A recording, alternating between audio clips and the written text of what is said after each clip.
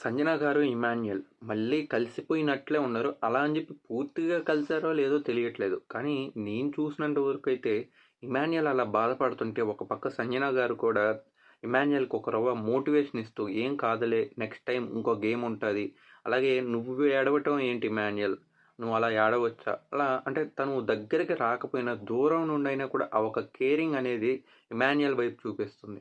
ఇమాన్యుయల్ కూడా వెళ్ళాలనే ఉంది. కానీ సంజన గారు కోపంలో చెప్పిన కొన్ని మాటలనేటివి ఇమాన్యుయల్ కొద్దిగా బాగా డీప్‌గా హర్ట్ అయ్యాయి.